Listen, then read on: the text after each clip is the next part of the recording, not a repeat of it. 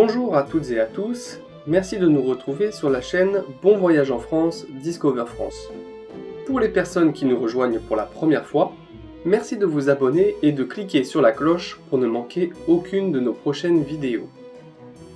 Cette chaîne vous aidera à améliorer votre compréhension orale et vous pourrez développer votre vocabulaire grâce aux différents sujets que nous vous proposons. Vous retrouverez la culture française, le sport, les traditions, la nourriture, l'histoire et bien plus encore. N'hésitez pas à nous écrire dans les commentaires pour nous faire part de vos souvenirs en France, vos recommandations et même des sujets que vous souhaiteriez que l'on aborde.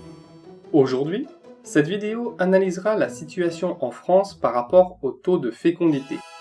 Sujet très important pour les gouvernements du monde entier, car cela a un impact significatif sur l'économie et les prises de position des gouvernements.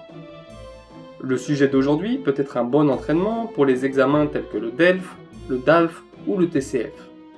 Si vous aimez le sujet de la vidéo, appuyez sur le pouce en l'air et n'oubliez pas d'activer la cloche des notifications. Pour bien comprendre le sujet d'aujourd'hui, qu'est-ce que le taux de fécondité ? Le taux de fécondité est un indicateur important mesurant le nombre moyen d'enfants qu'une femme donne naissance au cours de sa vie reproductive. Cette mesure statistique évalue la fécondité d'une population ou d'une région spécifique. Souvent calculé sur une base annuelle, le taux de fécondité est généralement exprimé en nombre d'enfants par femme.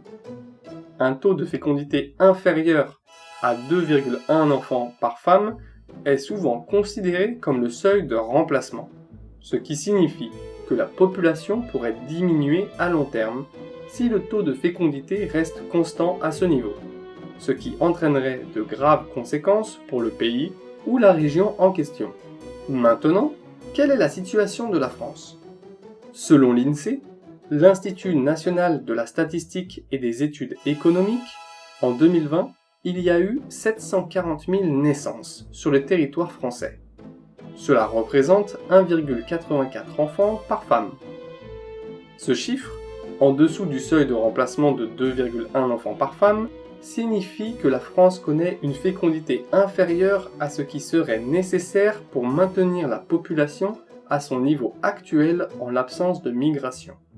Malgré ce chiffre, la France est le pays le plus fécond de l'Union européenne, ce qui prouve que l'Union européenne fait face à de nombreux défis en matière de fécondité. Quelles sont les raisons pour lesquelles les familles françaises font de moins en moins d'enfants ? Premièrement, avoir un enfant implique de nombreuses dépenses. Cet impact économique peut dissuader les personnes d'agrandir leur famille. En effet, les coûts liés à l'éducation des enfants, aux soins de santé, au logement et à d'autres dépenses associées à la parentalité découragent certaines familles. De plus, l'inflation de ces dernières années ajoute une nouvelle difficulté à cela. Deuxièmement, les femmes étant de plus en plus indépendantes et égales aux hommes, même si ce n'est pas parfait, peuvent trouver des difficultés à concilier la vie professionnelle et la vie familiale. Les femmes peuvent hésiter à avoir plus d'enfants en raison des défis liés à leur objectif professionnel, à la garde d'enfants et aux attentes des employeurs. Cela nous mène à notre troisième point. La France dispose d'un système de garde d'enfants bien développé en général, mais il peut y avoir des disparités régionales dans l'accessibilité et la qualité de ces services. Les coûts de la garde d'enfants peuvent également être un obstacle pour certaines familles. Quatrième et dernier point, le réchauffement climatique et les incertitudes face aux futurs dérèglements climatiques et à la surpopulation mondiale atténuent les envies de certains couples. Les conséquences du dérèglement climatique effraient les personnes qui ne souhaitent pas mettre au monde des enfants qui risqueraient d'être en manque de nourriture et d'eau, mais également de la pollution de la planète qui entraînera des risques pour la santé. Avant de continuer, si vous souhaitez travailler en France, voici en haut de la vidéo et dans la description le lien qui vous aidera à travailler en France. Quels sont les risques pour la France ?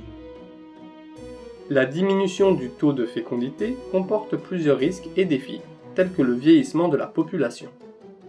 Si moins d'enfants naissent, la proportion de personnes âgées augmente par rapport à la population active.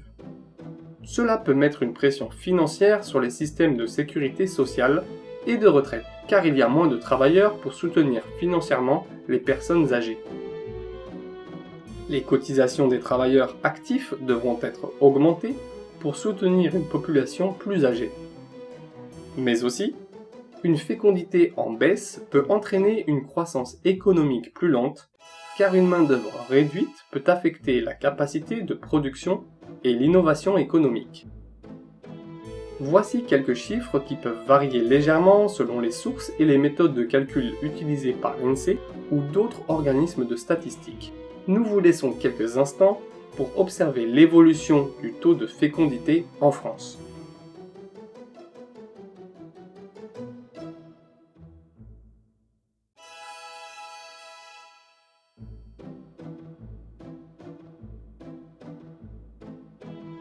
Dites-nous dans les commentaires quelle est la situation dans votre pays et quel est le taux de fécondité. On vous remercie d'avance. C'est tout pour ce sujet. Vous trouverez en description d'autres vidéos. N'hésitez pas à liker la vidéo. On se retrouve la semaine prochaine. À bientôt!